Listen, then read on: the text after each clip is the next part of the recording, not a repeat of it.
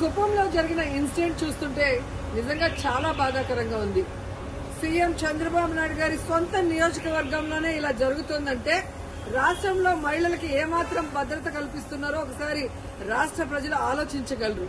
ఎందుకంటే చంద్రబాబు నాయుడు గారు అధికారంలోకి వచ్చిన తర్వాత ఇది ప్రజాస్వామ్యమా, రెడ్ బుక్ రాజ్యాంగమా అనే అనుమానం కలిగే విధంగా ఈరోజు రాష్ట్రంలో ప్రతిరోజు కూడా మహిళల మీద, బాలికల మీద దాడులు చేయటం, అత్యాచారాలు చేయటం, హత్యలు చేయటం, చెట్టుకు కట్టేసి కొట్టడం, ఇవి ఏ రాష్ట్రంలో అయినా జరుగుతున్నాయా?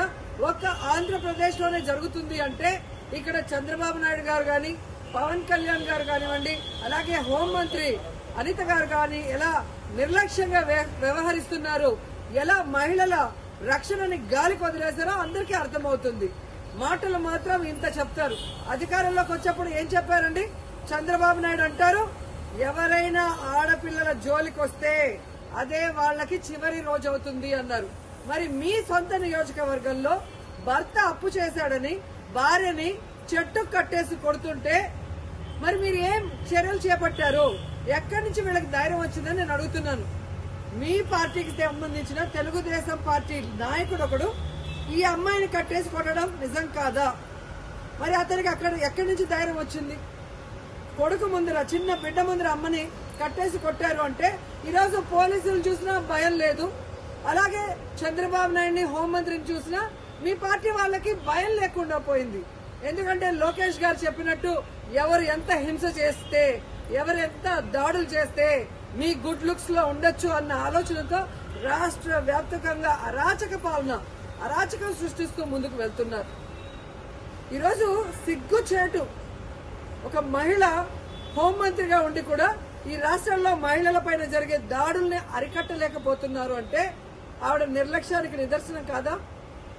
ఈరోజు పరిటాల సునీత గారి నియోజకవర్గంలో 14 సంవత్సరాల అమ్మాయిని, చిన్న అమ్మాయిని 14 మంది తెలుగుదేశం పార్టీ నాయకులు రేప్ చేస్తే కనీసం ఏం చర్యలు చేస్తుందండి? కనీసం వెళ్లి పలకరించిందా? అలాగే అనంతపూర్లో ఒక గిరిజన ఇంటర్మీడియట్ స్టూడెంట్ ని చంపేస్తే పోలీసుల నిర్లక్ష్యం వల్ల అమ్మాయి చనిపోతే అక్కడికి వెళ్లి హోంమంత్రి ఏమైనా చర్యలు చేపట్టిందా? మళ్ళీ గొప్పగా ఎన్నికల తర్వాత చెప్తుంది చంద్రబాబు నాయుడు ముఖ్యమంత్రి అయ్యాడు కాబట్టి ఇక ఆంధ్రప్రదేశ్ లో మహిళలంతా గుండెల మీద చేతులు వేసుకుని ప్రశాంతంగా నిద్రపోవచ్చని భారీ డైలాగ్ కొట్టింది. కనీసం కుప్పంలో కూడా మహిళలు ప్రశాంతంగా పడుకునే పరిస్థితి లేకుండా పోయింది. ఈరోజు ఆవిడ సెల్ ఫోన్ లో ఏ విధంగా వీడియో కాల్ చేసి పరామర్శిస్తోందంటే ఈవిడ అహంకారానికి నిదర్శనం కాదని నేను అడుగుతున్నా. హోంమంత్రి అంటే రాష్ట్రంలో మహిళలకి, ప్రజలకి రక్షణ కల్పించాల్సిన బాధ్యత ఉంది. అంతకన్నా ఏమో పని ఉన్నట్టు బిజీ అంటూ ఇంతవరకు ఒక ఇన్సిడెంట్ జరిగితే కూడా పోయి పరామర్శించదు.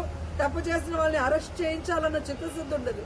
సాక్షి ఈ విషయాన్ని వెలుగులో తెచ్చేంత వరకు ఇటు చంద్రబాబు నాయుడు గారికి గాని, అటు హోంమంత్రికి గాని విషయం తెలియలేదు, చర్యలు చేపట్టలేదంటే అంతకన్నా సిగ్గుచేటు ఏదైనా ఉందా? సీఎం గాని, డిప్యూటీ సీఎం, హోంమంత్రి టోటల్ ఫెయిల్యూర్ కాదా నేను అడుగుతున్నా. ఇంతవరకు సంవత్సరం అవుతుంది. మహిళల భద్రత గురించి ఏ రోజైనా మీరు ఒక కమిటీని వేసి ముఖ్యమైన నాయకులు దాని మీద డిస్కషన్ చేశారా? మహిళలు అంటే అంత చిన్న చూపు.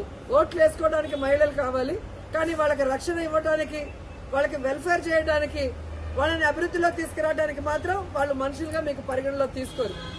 ఇప్పటికైనా చంద్రబాబు నాయుడు గారు, పవన్ కళ్యాణ్ గారు, లోకేష్ గారు, అనిత గారు రెడ్ బుక్ రాజ్యాంగాన్ని పక్కన పెట్టి ముందు ఆడపిల్లకి రక్షణ కల్పించాల్సిన బాధ్యత తీసుకోండి.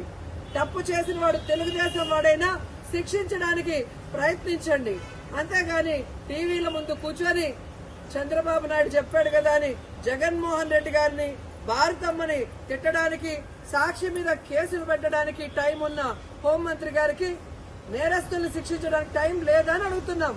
వాటి మీద కాన్సన్ట్రేట్ చేయని హెచ్చరిస్తున్నాం.